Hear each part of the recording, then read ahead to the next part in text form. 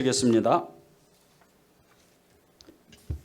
여호수아 15장 1절에서 63절입니다. 제 성경이 구약성경 342쪽입니다. 이 지명들이 굉장히 많이 나오고, 그리고 또 성경 본문이 워낙 길어가지고 제가 이렇게 핵심 부분만, 말씀만 이렇게 정해서 우리 같이 말씀을 읽고 이렇게 말씀을 나누면 좋겠습니다. 그래서 13절에서 19절까지 우리 함께 읽고, 그리고 맨 마지막 63절, 너무 중요한 구절이라 63절 이렇게 PPT에도 나오는데 우리 같이 읽겠습니다. 시작. 여호와께서 여호수아에게 명령하신 대로 여호수아가 기럇 아르바 곧 헤브론을 유다 자손 중에서 분깃으로 여분네의 아들 갈렙에게 주었으니 아르바는 아낙의 아버지였더라.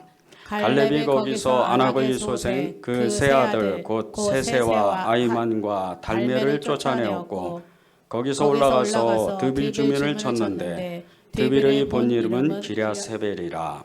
갈렙이 말하기를 기럇세벨을 쳐서 그것을 점령하는 자에게는 내가 내 딸 악사를 아내로 주리라 하였더니, 갈렙의 아우 그나스의 아들인 온니엘이 그것을 점령함으로 갈렙이 자기 딸 악사를 그에게로 아내로 주었더라. 악사가 출가할 때에 그에게 청하여 자기 아버지에게 밭을 구하자 하고 나귀에서 내리매, 갈렙이 그에게 묻되 내가 무엇을 원하느냐 하니 이르되 내게 복을 주소서. 아버지께서 나를 내게 땅으로 보내시오니 샘물도 내게 주소서 하매, 갈렙이 윗셈과 아랫셈을 그에게 주었더라. 63절 보겠습니다. 예루살렘 주민 여부스 족속을 유다 자손이 쫓아내지 못하였으므로 여부스 족속이 오늘까지 유다 자손과 함께 예루살렘에 거주하니라. 아멘. 본문이 이제 길어서 이렇게 지명이 굉장히 많이 나와요. 유다 이 지파가 12지파 중에서 가나안 땅에 분배받은 땅의 그 분량이 전체의 한 13% 정도 됩니다. 그래서 저 지중해 연안서부터 내륙까지 이 갈릴리 바다 안쪽까지 이렇게 이제 땅을 분배받았는데, 그런 내용이 1절에서 63절까지 계속 나오는 거예요. 저희가 이제 함께 이렇게 읽은 내용은 이 갈렙이 이 헤브론 땅을 점령하는데, 그 헤브론 땅 안에 가장 중요한 땅이 있습니다. 기럇세벨이라는 땅인데, 이 땅이 나중에 이제 헤브론이라는 지명을 얻어요. 근데 이 기럇세벨을 이제 그 동생인 그나스, 이 그나스의 아들인 온니엘, 이 온니엘이 이제 그 땅을 점령한다는 그런 내용입니다. 그리고 63절에는 역시 이제 유다 지파도 가나안 땅의 족속들을 다 쫓아내지 못해요. 그 내용을 지금 이제 가지고 하나님이 저와 여러분에게 말씀을 주시는 겁니다. 여호수아 강해를 계속 진행하고 있는데, 이게 이제 계속해서 이제 지파가 이렇게 계속 진행이 됩니다. 그래서 우리가 이 말씀을 나눌 때 지명도 지명이거니와 하나님이 거기에 말씀 속에 숨어져 있는 하나님의 뜻이 무엇일까를 우리가 서로 찾아보고, 또 하나님이 말씀하시는 것을 우리가 그대로 받아서 그리스도 안에서 아멘과 예로 화답하고 그 말씀대로 살기를 우리가 결단해 보는 겁니다. 오늘 주님이 저와 여러분에게 기도 제목을 주신 게 믿음의 용기를 구하세요, 이런 말씀을 주셨습니다. 믿음의 용기를 구하세요. 신앙생활을 하다 보면 때때로 우리에게 정말 믿음의 용기가 필요할 때가 찾아옵니다.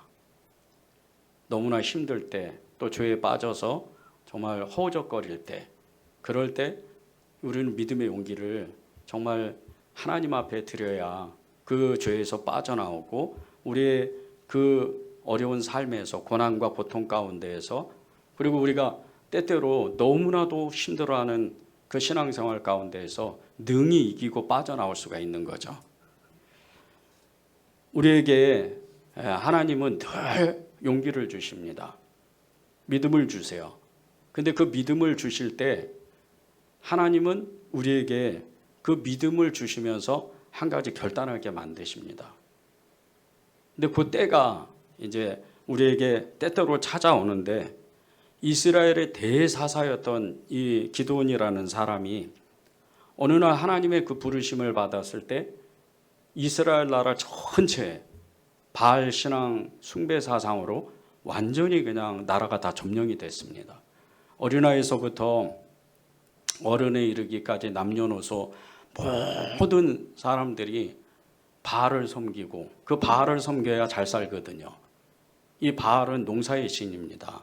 그래서 그 바알을 신을 섬기면 이웃 나라들보다, 그리고 다른 가족들보다 훨씬 잘 살게 돼요. 첨단 농사법을 알려주고, 그리고 이 봄, 여름, 가을, 겨울 이 사시사철 변화되는 세상 가운데 이치들을 다 알려주기 때문에 그 바알을 섬기게 되면 나도 모르게 이렇게 잘 살아지는 거예요. 그리고 가정이 평화가 오고, 그래서 하나님을 잊어버려요. 하나님을 잊어버리고 하나님을 오히려 대적하고 그런 사람이 되고 그런 민족이 되는 거죠. 그런 나라가 되는 거예요. 그렇게 온 나라가 하나님을 잊어버리고 바알 숭배 사상이 팽배했던 그 가운데 하나님은 이 나라를, 또 이 사람들을, 백성을 구하려고 이 기드온이라는 사람을 부르시는 거예요. 근데 이 기드온이 처음에는 주저주저합니다. 무서우니까. 이 바알 숭배 사상에 빠져 있는 사람들의 그 압력이 너무나 컸던 거예요. 그래서 밤에 몰래 이 바알 상을 깨트리려고 몇몇 친구들과 함께 그 산당으로 가서 그 바알 우상을 부십니다. 그럴 정도로 쩔쩔매는 거예요. 근데 요때 이 기드온의 아주 정말 그 밑바닥에 숨어있던, 그 마음속에 숨어있던 그 용기를 발휘하는 거예요. 앞에 나가서 하는 것도 아니고 밤에 몰래, 사람들이 찾아올까 봐 밤에 몰래 용기를 내는 거예요. 그런데 주님이 이 기드온을 처음 부르실 때요, 이렇게 부르십니다. 큰 용사요. 큰 용사요. 이렇게 부르세요. 저와 여러분에게도 똑같습니다. 하나님은 여러분을 한 사람 한 사람 부르실 때 큰 용사라고 부르세요. 큰 믿음을 가진 사람이라고 그렇게 인정하시는 거예요. 여러분이 죄 가운데 빠졌을 때, 여러분이 삶에서 너무나 힘들어할 때, 그때 주님은 여러분 한 사람 한 사람에게 용기를 가지라고, 큰 믿음을 가지라고 그렇게 부르시는 겁니다. 우리는 그 힘 때문에, 이 힘 때문에 우리가 살아가는 겁니다. 그런데 이때 우리가 믿음으로 반응하지 못하고 용기를 내지 못한다면 너무나도 정말 있어서는 안 되는 저주와 같은 그런 일이 우리의 삶 속에서 일어나기 시작을 해요. 63절에 그게 나옵니다. 제가 63절을 읽겠습니다. 예루살렘 주민 여부수 족속을 유다 자손이 쫓아내지 못하였으므로 여부수 족속이 오늘까지 유다 자손과 함께 예루살렘에 거주하니라. 이 갈렙을 비롯해서 유다 지파가 여부수 족속을 쫓아내지를 못해요. 그런데 이 일이 이제 유다 지파를 중심으로 해서 12지파에게 다 이게 번져갑니다. 그리고 그들의 모든 지파가 어느 한 지파도 빠지지 않고 다 이 가나안 족속 7족속 중에 그 남아있는 몇몇 사람들을 쫓아내지 못해요. 그리고 이 일은 이스라엘의 저주가 됩니다. 수백 년이 지나고 수세기가 지나고 나서 온 나라는 바알에 완전히 사로잡혀요. 아세라에 완전히 사로잡히고, 몰렉에 사로잡히고, 시돈의 그 신에 사로잡히게 됩니다. 왕으로부터 제사장, 일반 백성까지 완전히 우상숭배자가 돼요. 그리고 나서 북이스라엘과 남유다가 아수르의 바벨론에 망하고, 그리고 그나마 남아있던, 수백 년이 지나서 그나마 남아있던 이 유다 지파들, 히브리 사람들이라 그러죠.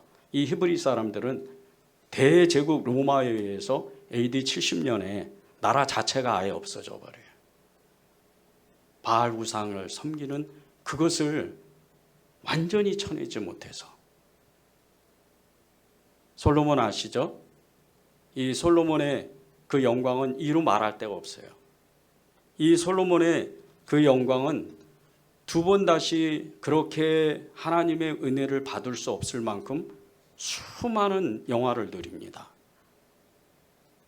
그런데 이 솔로몬의 마지막 인생은 우상숭배였어요. 우상숭배가 그 마음을 붙잡기 시작하니까 이 이스라엘 주변에 있던 이 지중해에 있는 여러 나라의 그 신들을 다 받아들인 사람이 이 솔로몬입니다. 그래서 이 솔로몬이 끝내 망하고 말아요. 솔로몬 때문에 나라가 두 개로 쪼개지는 거예요. 북이스라엘로 남유다로, 우상숭배 때문에. 그 마음 가운데 하나님의 그 엄청난 기적을 체험하고 솔로몬처럼 기도응답 받은 사람이 누가 있습니까? 하나님의 지혜를 구했을 때 300만이 넘는 이스라엘 백성 전체를 다, 그것도 40년 동안 다스리는 엄청난 정말 그 왕이 돼요. 그런데도 그는 끝내 우상숭배자가 되고 그 영화로운 삶이 마지막에는 비참한 삶으로 끝나버려요. 그래서 솔로몬의 그 영광, 그 엄청난 영광이 들에 있는 들꽃의 그 영광보다도 못하다는 거예요. 왜 성경에서는 욥의 인내, 욥의 고난이 우리에게 유익이라 그렇게 말씀하시는 이 말씀은 다른 것이 아닙니다. 욥의 인내를 통해서 욥은 나중에 정말 엄청난 믿음의 사람, 증인이 돼요. 이 욥이 받은 하나님의 칭찬, 그것은 사단이 시기할 정도로, 마귀가 시기할 정도였어요. 욥을 시험해봐라. 목숨만 놔두고 네가 시험해봐라. 그런데 욥은 끝까지 변하지 않을 거다. 그래서 욥이 믿음의 사람인 겁니다. 이스라엘 백성들이 이렇게 여부수 족속을 쫓아내지 못하고 계속해서 그 마음에 하나님을 불신하고 계속 하나님께 죄를 짓는 바람에 그들은 하나님의 백성이 아닌 정말 하나님의 사람들인데 선택받은 사람인데도 불구하고 그들은 온전하게 하나님께 축복을 받지 못합니다. 왜 우리가 믿음의 용기를 하나님이 요구하실 때 즉각적으로 반응해야 되는가? 그것은 어느 한 사람이고 여기 계신 여러분들 중에 어느 한 사람이고 하나님의 그 때에 하나님의 그 부르심에 비껴갈 사람이 없기 때문입니다.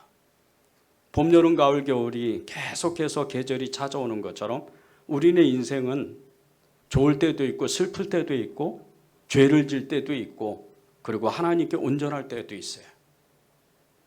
이 영적인 삶 그리고 우리의 그 믿음의 삶이 계속 반복된다는 거예요. 그때 하나님이 우리를 칭찬하시고 욥과 같이 우리를 정말 믿어주는 그런 사람이 되려면 믿음의 용기가 필요하다는 거예요. 여러분 중에 죄에서 자유로울 사람은 한 사람도 없습니다. 저도 마찬가지예요. 저는 어느 한 가지에 정말 죄가 저를 엄습하고 저를 눌러버릴 때 그 죄를 빠져나오려고 무던히도 애를 써요. 어떤 날은 잠을 안 잡니다. 밤새도록 기도하는 거예요. 그 죄에 눌리면 안 되니까. 목사라서 그런 게 아니에요. 저와 여러분이 사랑하는 그분, 그 예수님을 진짜로 믿으려면 모든 것 가운데에서 자유함을 누려야 돼요. 진리를 알지니 진리가 너희를 자유케 하리라. 늘 많이 듣던 말씀입니다. 그런데 진리의 말씀이 진리가 진짜 우리 거냐는 거예요. 그게 진짜로 우리 거가 되려면, 그 믿음이 진짜로 나의 것이 되려면 우리는 믿음의 용기가 때때로 필요하다는 거예요. 오늘 말씀의 주인공인 이 온니엘과 그리고 그의 아내 악사, 이 두 사람은 믿음의 용기를 가졌던 사람들입니다.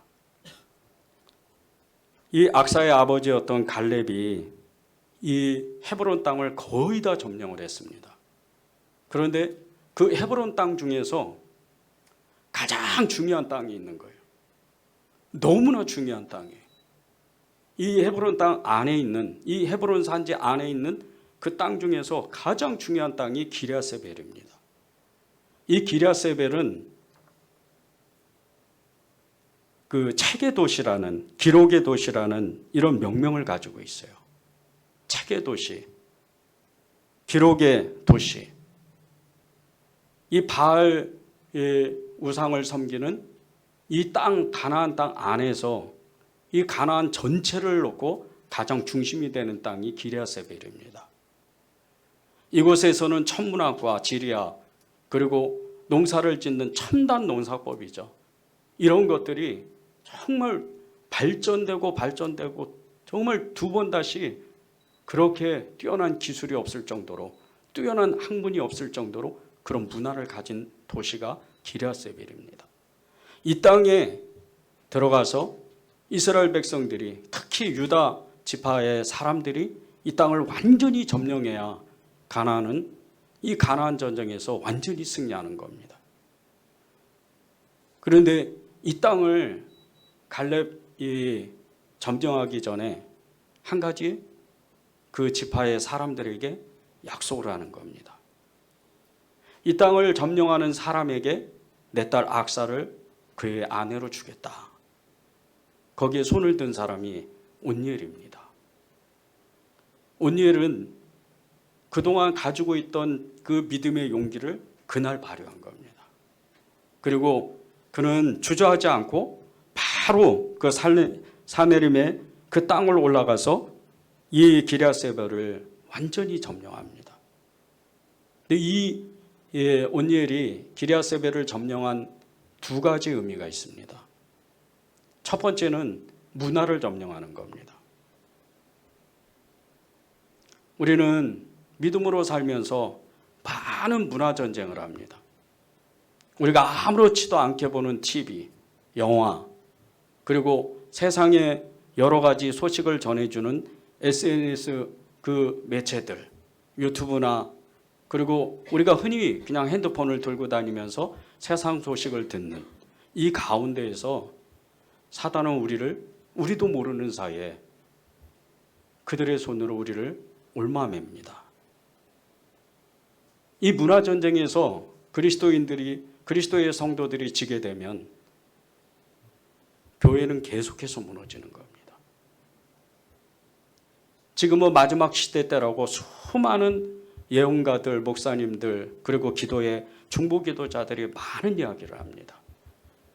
그런데 이 세상 가운데에서 가장 뚜렷한 마지막 때의 증거는 그리스도인이, 교회가 세상 문화에 힘을 쓰지 못하는 겁니다. 제가 성남시 땅을 위해서, 복음화를 위해서, 이 부흥을 위해서 23년 동안 아무도 알아주지 않는 가운데 계속 기도하면서 몇몇 큰 교회 가서, 그리고 또 작은 교회 가서 이 메시지를 전한 적이 있었습니다. 그런데 그 여러 메시지 중에 특별히 이제 한 40대, 50대 이런 권사님들, 집사님들, 그런 분들께 혹시 여러분들 중에 고등학생 딸이 있다면 지금 여러분이 사는 그 도시에, 안산이면 안산, 안양이면 안양, 이런 도시에 가장 번화가에서 우리 딸이 어느 곳에 가서 사진을 찍는지, 핸드폰에서 사진을 나에게 전송하는지 그곳을 한번 가봐라. 그리고 안산에서 제가 뭐 큰 교회 가서 강의를 하고 실제 실습을 나갔습니다.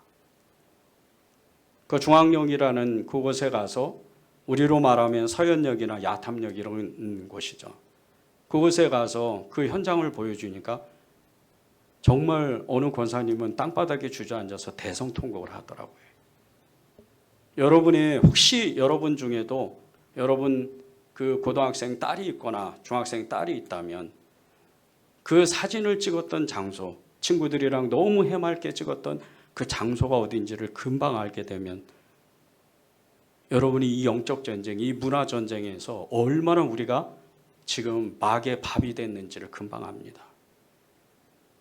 그곳에는 무슨 여관도 아니고 모텔도 아니고 그리고 노래방도 아니고 그저 고등학생 남녀가 들어가서 밀폐되어 있는 공기도 순환도 안 되는 그런 곳에서 웬 화면 하나 놓고 침대 하나 놓고 그런 곳입니다.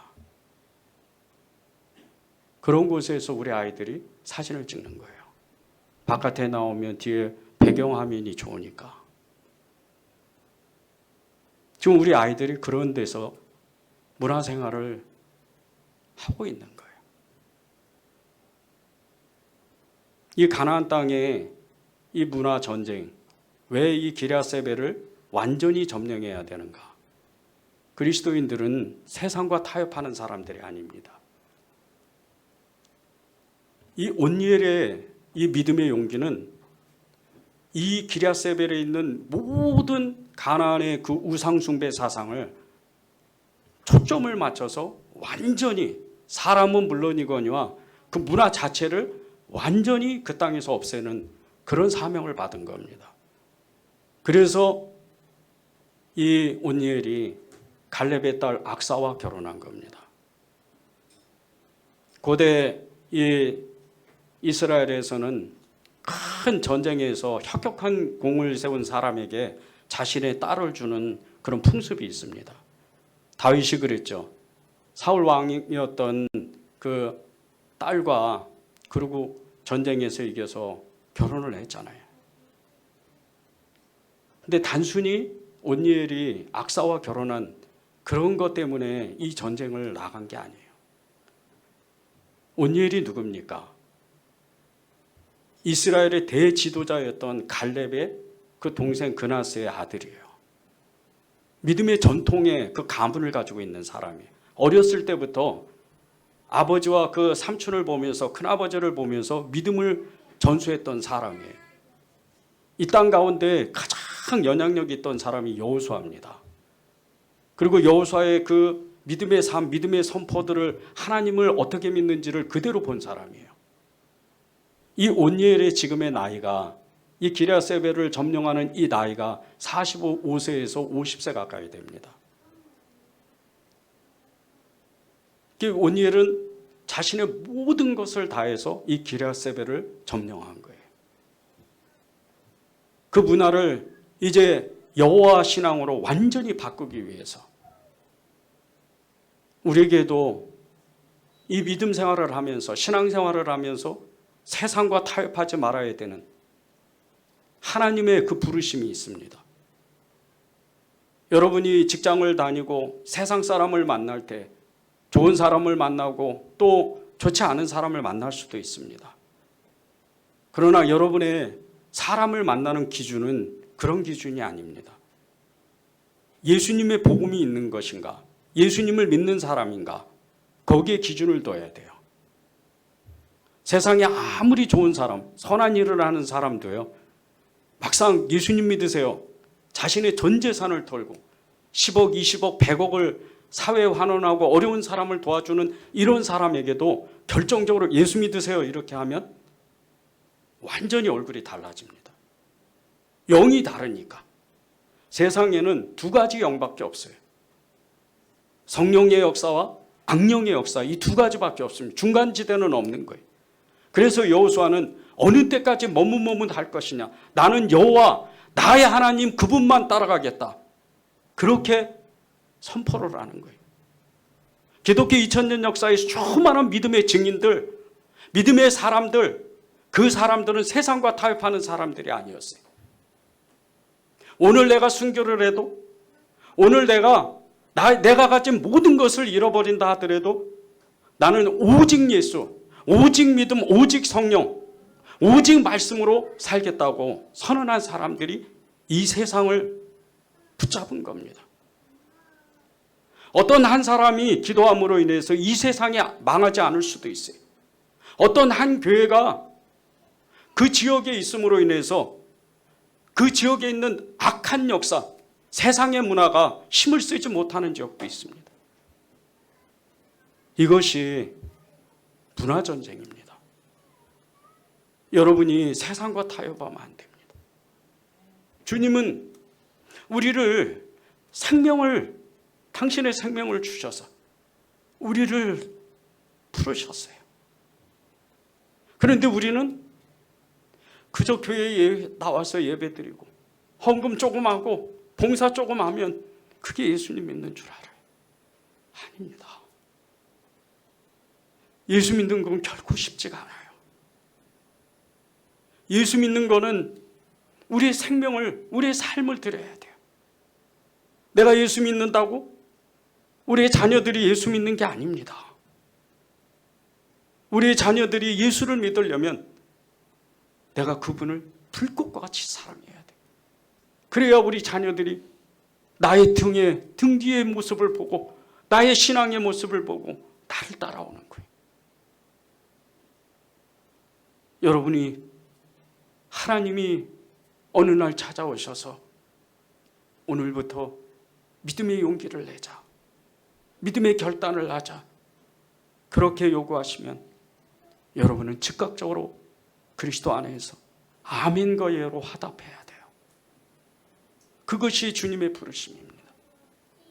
많은 사람들이 그저 믿음도 있고 세상에서도 조금 성공해서 돈도 좀 벌고 이렇게 적당히 타협합니다. 예수 믿으면서 그런 타협은 없습니다. 왜 돈을 많이 벌어야 되는 줄 아십니까? 여러분 중에는 돈을 많이 벌어야 되는 사람도 있어요. 근데 목적은 딱 하나예요. 복음을 전하기 위해서. 나의 모든 것을 다해서 하나님이 많이 주시며 많이 주실수록 많은 사람을 만나고 많은 사람에게 나눠주고 그렇게 복음을 전하는 사명 때문에 어떤 사람은 돈을 많이 벌어야 되는 거예요. 하나님이 2년 전부터 계속 마음을 주셔서 그들을 찾아가고 그들에게 너의 손을 내밀으라는 마음을 주셨어요. 그래서 노숙인들을 한 사람 한 사람 찾아가기 시작을 했습니다. 그런데 일부러 시간을 주일 저녁으로 정했어요. 제가 주일 저녁에 일부러 시간을 정한 것은 낮에는 멀쩡해요. 저희가 만나는 주일 저녁에 만나는 매주마다 만나는 사람들은 낮에 여러분들이 지하철 그 입구에서 계단에서 보는 그런 사람들이 아닙니다. 그 정말 애처로운 마음으로 그렇게 구걸하며 여러분의 얼굴을 쳐다봤던 그 사람들이 밤이 되면 정말 술에 쩔어서 온갖 얼굴에 그 분노와 참지 못하는 그 혈기 때문에 쩔쩔맵니다. 거의 10사람 중에 10사람은 술이 취해 있어요. 그런 사람을 만나는 거예요. 그런 사람을 하루 만나고 또 한 달 만나고 1년이 넘어가고 2년차가 되니까 이 사람들 중에 목사님 미안해서 교회는 못 가지만 그래도 나도 예수 믿을래요. 그렇게 이야기하는 사람도 있어요. 이것이 하나님이 저와 여러분에게 부르시는 부르심이에요. 그리스도인이 나만 잘 먹고 잘 사는 거, 이것을 위해서 돈을 벌고 이것을 위해서 공부하고 이것을 위해서 세상 성공의 꿈을 꾸는 것은 그리스도인이 아닙니다. 주님이 그러셨던 것처럼 저와 여러분에게 그러셨던 것처럼 당신의 생명을 우리에게 주신 것처럼 우리도 누군가를 찾아가서 우리의 생명을 그들에게 나눠줘야 돼요.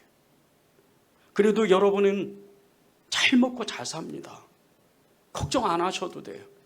그래서 주님이 계속 말씀하시는 거예요. 염려하지 마라, 두려워하지 마라. 들에 피는 그 들꽃도 내가 다 입히고 날아가는 참새도 내가 다 먹이는 것처럼 너희도 하물며 하나님인 그리스도 안에 있는 하나님의 자녀인 너희들에게 내가 무엇을 못하겠느냐. 우리는 절대 굶어 죽는 사람이 아니에요. 손해보는 사람이 아닙니다. 우리는 그저 인내하고 참아내는 사람, 그리스도를 사랑하는 것처럼 세상 사람을 사랑하는 사람들인 거예요. 그게 우리의 부르심이에요. 여러분이 그 목적을 가지고 그렇게 살아가야 돼요. 온열이 가졌던 이 믿음의 용기, 이 믿음의 용기는 세상과 절대 타협하지 않겠다. 그리고 또 하나는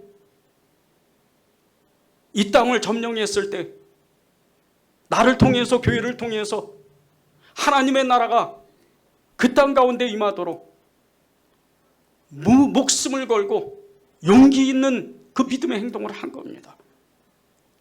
교회가 왜 세상 가운데 있습니까? 그저 우리끼리 세상 사람들이 말하는 대로 우리끼리 잘 좋아서 그렇게 예배드리고 사랑하고 그러기 위해서 교회가 있는 게 아닙니다. 교회는 세상을 밝히기 위해서, 세상의 소금이고 세상의 빛이 되기 위해서 그렇게 교회를 세우는 겁니다. 교회의 궁극적인 사명은 전도입니다. 세상 가운데서 듣든지 아니 듣든지 계속 복음을 전하는 거예요. 저는 365일 전도합니다. 새벽 예배 끝나면 예배 드리러 올라오실 때 보셨죠? 그 현수막을 다 꺼내 놓습니다. 바깥에다 꺼내 놓고 1시간 반 동안 피켓을 들고 이 동네에 사람들에게 인사하고 전도합니다. 어느덧 지나가는 사람들이, 출근하는 사람들이 목사님 안녕하세요, 목사님 수고하세요, 이렇게 말하는 사람도 많습니다. 그것이 하나님의 능력이기 때문에 우리의 목적은 숨이 끊어지는 날까지 전도하는 겁니다. 혹시 여러분 중에 예수님 믿고 한 번도 전도를 못 하셨다면 오늘 결단해야 됩니다. 여러분이 말이 안 나오면 기도부터 하세요. 예수님 전할 수 있도록. 사실 전도는 아주 쉽습니다. 그냥 내가 믿는 예수, 내가 사랑하는 예수, 그분을 그냥 이름만 얘기하면 돼요. 특별하게 이러이러해서 교회에 나와야 돼요, 예수 믿어야 돼요, 이렇게 얘기 안 해도 돼요. 저희 교회의 전도 구원은 다른 게 없습니다. 천국과 지옥은 있습니다. 예수 믿고 천국 가세요. 이단들하고 부차기도 엄청나게 많이 부딪힙니다. 이 은혜제일교회가 있는 지역 주변에 이단들이 300명이 넘는 그 단체들이 2개나 있습니다. 유사 종교도 많고 교회를 얼마나 찾아오는지 몰라요. 그런데도 주님은 끊임없이 증인이 돼야 돼. 끊임없이 복음을 전해야 돼. 이게 문화를 점령하고 예수님 믿는 증거를 나타내는 사람들인 겁니다. 또 하나의 이 믿음의 용기는 악사의 이 믿음의 용기입니다. 18절과 19절을 제가 읽겠습니다. 악사가 출가할 때 그에게 청하여 자기 아버지에게 밭을 구하자 하고 나귀에서 내리매 갈렙이 그에게 묻되 내가 무엇을 원하느냐 하니 이르되 내게 복을 주소서, 아버지께서 나를 내게 땅으로 보내시오니 샘물도 내게 주소서 하며 갈렙이 윗샘과 아랫샘을 그에게 주었더라. 이 악사가 아버지가 너 시집가야 돼, 너 결혼해야 돼, 그렇게 말씀하실 때 아무런 대꾸 안 했습니다. 아버지의 그 명령에 따라서 그저 사촌인 온니엘하고 바로 결혼을 합니다. 그런데 이 갈렙이 늘 기도했기 때문에, 그리고 이 온니엘을 처음 본 것이 아니고 어렸을 때부터 함께 자란 사이라 이 온니엘의 믿음을 이 갈렙은 이미 알고 있었던 사람입니다. 그리고 아버지에게 한 가지 요청을 하는 거예요. 먹고 살 수 있는 그 기반을 달라는 거예요. 밭을 구하게 하자. 그리고 샘물을 요구합니다. 윗샘을 주세요. 고대 시대 때 이 샘물이 없으면 농사를 질 수가 없었어요. 그 이야기를 들은 이 갈렙이, 그 아버지 갈렙이 윗샘뿐 아니고 아랫샘까지 다 줍니다. 이 악사의 용기가 어떤 건 줄 아십니까? 잠언서 31장 10절에서 12절에는 이런 말씀이 있습니다. 누가 현숙한 여인을 찾아 얻겠느냐? 그의 값은 진주보다 더하니라. 그런 자의 남편의 마음은 그를 믿느니 산업이 필절하지 아니하겠으며 그런 자는 살아있는 동안에 그의 남편에게 선을 행하고 악을 행하지 아니하느니라. 세상 문화 가운데에서 자기의 가정, 믿음의 가정을 지키기 위해서 먹고 사는 것에 대한 그것을 조건을 만들기 위해서 이 악사가 아버지에게 요구했던 것은 밭을 구하는 겁니다. 샘물을 구하는 거죠. 그런데 이것은 결코 작은 일이 아니에요. 실제적으로 고대에 이 샘물 하나 딱 얻으면 거의 한 지파가 살든지 민족이 사는 역사가 일어납니다. 아브라함의 아들 이삭이 파는 곳마다 그 우물을 파면 계속 물이 터집니다. 그리고 그 이웃의 목동들이 세겜 이 주민들이 계속 찾아와서 그 판 우물을 요구합니다. 계속 양보하고 다른 곳에 옮겨서 계속 우물을 파는데 하나님은 그 이삭이 팠던 우물마다 계속 물을 터뜨리는 거예요. 그리고 나서 그의 농사를 지면 100배의 소출이 나타나요. 지금 악사가 그 아버지 갈렙에게 요구한 것이 이겁니다. 여러분이 정말 하나님을 완전히 따라간다면, 예수님을 진짜 사랑한다면 가장 먼저 해야 되는 것이 여러분 가정을 지키는 거예요. 세상의 마음이 빼앗기고 세상 친구들에게 마음이 빼앗기고 그리고 세상의 문화 속에 내 마음이 빼앗겨 버린다면 가정을 지킬 수가 없어요. 악사의 용기는 그 샘물을 2개를 얻어서 그 믿음의 가문을 이루기 위해서 그때부터 절치부심 자신의 모든 삶을 그 남편을 위해서 살게 돼요. 그것이 오늘 잠언서 31장 10절에서 12절에 나오는 내용입니다. 현숙한 여인, 현숙한 남편, 그 사람이 누굴까? 믿음의 가정을 지키는 거예요. 믿음의 본을 보이는 거예요. 빌립보서에 보면 그 남편이 아내에게 어떻게 하라는 말씀이 나옵니다. 예수님을 사랑하듯이 자기의 생명을 그 아내를 위해서 사는 거예요. 남편 또한 그렇게 사랑하는 것 같이 아내도 정말 그 남편을 존중하고 주님을 사랑하듯이 그 남편을 세우는 거예요. 악사의 용기는 처음부터 끝까지 변한 적이 없었어요. 그리스도인들이 가정에서 남편과 아내가 싸울 수도 있습니다. 그런데 빨리 화해해야 돼요. 주님이 말씀하셨잖아요. 해가 지도록 분을 품지 마라. 저녁이면 2 손을 붙잡고 원수 같은 남편인데 원수 같은 아내인데도 붙잡고 화해해야 돼요. 그게 하나님의 뜻이니까.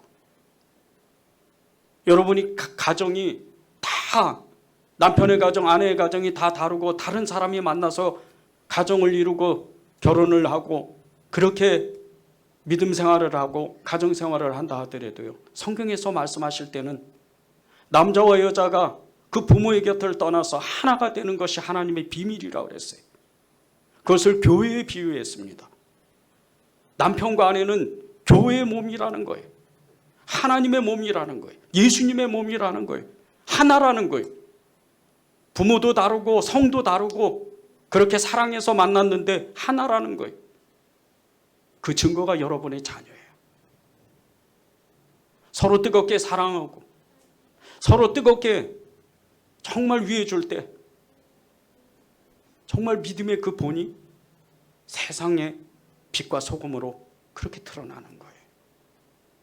이 악사의 용기는 정말 하나님 앞에 온전하게 당당하게 그 아버지에게 요구하는 용기였어요. 이 악사가 나중에는 그 2개의 샘물을 받고 이 온니엘을 도와줌으로 인해서 온니엘을 세움으로 인해서 실제 이 갈렙 가문들, 이 갈렙 지파에 그리고 더 넓게는 이 유다 지파가 엄청난 나중에 역사를 만들어요. 이 온니엘이 누굽니까? 350년 동안 나라가 완전히 정말 피폐해지고 우상 숭배가 되는 그런 시기에, 지금으로부터 30년 후에 이 온니엘은 대사사가 됩니다. 이스라엘의 첫 번째 사사가 되는 거예요. 이런 믿음을 가지고 있으니까. 그런데 이 온니엘이 이스라엘의 대사사가 됐던 이유는 그 안에 악사에 믿음의 헌신이 있었다는 거예요. 믿음의 용기가 있었다는 거예요. 그 악사가 온니엘을 정말 위해서 기도하고 그리고 그를 떠받들어 주지 않았으면 온니엘은 오늘 이 한 번의 말씀으로 끝나버리고 마는 거예요. 온니엘이 그랬다더라. 기럇세벨을 점령하고 그 장인인 갈렙에게 바쳤다더라. 이러고 끝나는 거예요. 우리가 살아가면서 믿음의 용기가 필요한 이유. 성경에서는 수많은 믿음의 증인들, 믿음의 용기를 나타낸 사람들이 나옵니다. 그 중에서도 다윗의 이 용기는 두말할 것도 없죠. 나이 17세에 온 나라의 운명을 건 블레셋과의 전쟁을 벌이는데 이제 불과 나이 17세밖에 안 되는 이 다윗이, 그것도 칼도 아니고 늘 그 양을 지키고 염소를 지키려고 했던 물맷돌 하나 갖고 2m가 넘는 팔레스타인에서 가장 강력한 힘을 가지고 있고 정말 엄청나게 무서운 이 골리앗을 때려잡아요. 그때 이 다윗의 고백을 들어보십시오. 사무엘상 17절 45절이에요. 다윗이 블레셋 사람에게 이르되 너는 칼과 창과 단창으로 내게 나오거니와 나는 만군의 여호와 이름 곧 내가 모욕하는 이스라엘 군대의 하나님의 이름으로 내게 나아가노라. 우리가 세상 가운데에서 내가 감당하지 못할 사람, 그런 사람을 만날 수도 있어요. 감당하지 못할 환경을 만날 수도 있습니다. 그때 우리는 다윗처럼 고백해야 돼요. 하나님은 나의 힘입니다. 예수님은 나의 힘입니다. 나는 예수 믿는 사람입니다. 이렇게 고백해야 돼요. 저는 23년 동안 아무도 알아주지 않아도 나는 그 누구보다도 예수님을 사랑합니다. 그 예수님 때문에 나는 지금 살고 있습니다. 그 고백을 하나 가지고 지금까지 왔어요. 결국 목사가 되더라고요. 하나님이 계속해서 제게 요구하시는 것은 다른 것이 아니에요. 교회가 사람이 많아지고 부흥되고 엄청난 능력이 나타나고 그런 것이 아니에요. 너는 끝까지 예수님을 사랑해야 돼. 너는 끝까지 예수님을 믿어야 돼. 그러려면 세상 사람들을 만났을 때 그 믿음의 담대함을 보여줘야 돼. 여러분 올라오시기 전에 여기 주변에 상가들이 몇 개 있는 거를 보셨을 거예요. 저는 아침에 새벽 예배 끝나면 이 주변을 청소합니다. 전도하기 전에 주변을 청소해요. 교회 가운을 입고 열심히 인사를 해요. 많은 손해를 봅니다. 그런데도 계속 인사를 하고 계속해서 그들을 섬겨요. 이 주변에 어르신들이 저만 보면 그래요. 왜 목사님만 이렇게 청소를 해야 돼요? 왜 목사님만 왜 이렇게 손해를 봐야 돼요? 예수 안 믿는 분들이에요. 이게 세상의 영향력이에요. 이게 다윗이 고백했던 믿음의 용기입니다. 저는 세상 사람들에게 잘못하면 즉시로 그 잘못을 인정합니다. 며칠 전에도 건강보험 의료공단에 가서 정말 그 행정적으로 잘못된 것을 계속 따졌어요. 교회로 돌아와서 하나님이, 성령님이 저에게 계속 마음을 찔르시는 거예요. 네가 잘못은 하지 않았지만 넌 그리스도이냐. 이틀 동안 너무 힘들었어요. 잘못한 게 하나도 없는데. 갑자기 불어난 이 100만 원이 가까이 되는 세금을 또 내야 되는데 자기들이 잘못해놓고. 그런데 주님이 자꾸 마음을 주시니까 다시 전화를 하는 겁니다. 미안했습니다. 뭐가 미안한지도 몰라요. 근데 그 미안했습니다, 그 한마디에 제 마음에 성령이 다시금 충만해지는 거예요. 여러분이 믿음의 용기를 내면, 다윗과 같은 그 믿음, 그 용기를 내기 시작하면 여러분은 세상 사람들에게 정말 바보가 되어야 될지도 몰라요.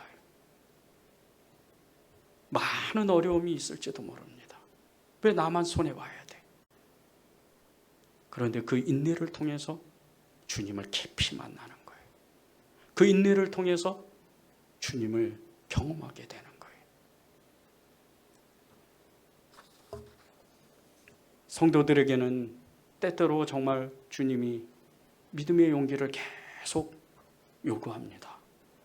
이 믿음의 용기는 주님의 이름이 드러나야 되기 때문이에요.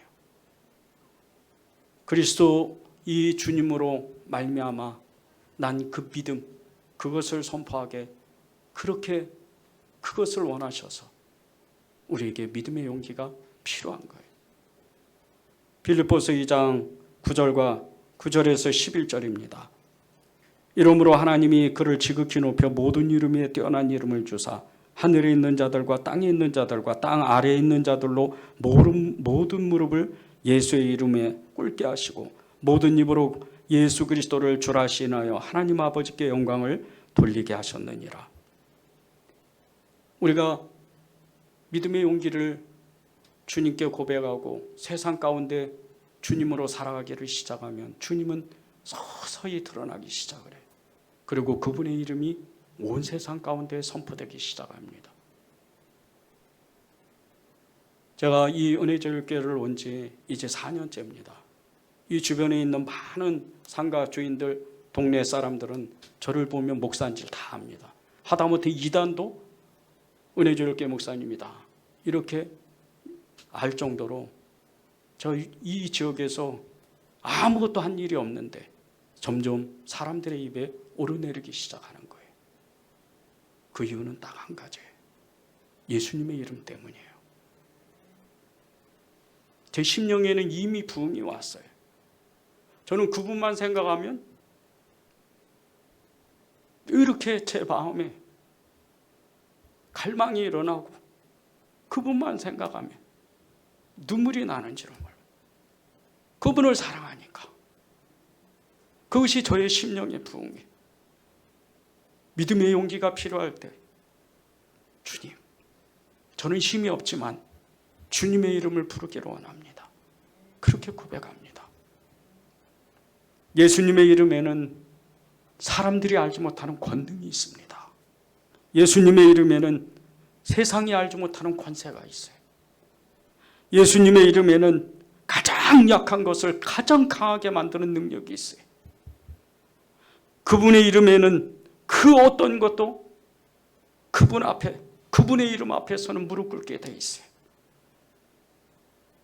그분은 만유를 만드시고 창조하시고 만유를 다스리시고 만유에 계시고 만유 위에 좌정하시는 분이에요. 우리가 진짜로 믿음의 용기로 예수님의 이름을 부르게 되면 그때부터 세상은 우리 발 밑바닥에 있기 시작을 하는 거예요. 마귀를 대적하라, 저가 물러날 것이라. 마귀도 힘을 쓰지 못하는 거예요. 욥이 그랬죠. 베드로가 그랬죠. 바울이 그랬죠. 여러분이 그렇게 살아야 돼요. 여러분이 믿음의 그 증인으로 사는 거예요. 온니엘의 그 믿음의 용기, 이 문화를 점령하고 그 땅을 점령하는 그 믿음의 용기, 악사의 가정을 지키려고 하는 이 믿음의 용기, 이것은요 다른 것이 아닙니다. 예수님의 이름을 드러내야 되기 때문에 이 한 주간 동안 여러분이 그런 믿음의 용기로 사시기를 바랍니다.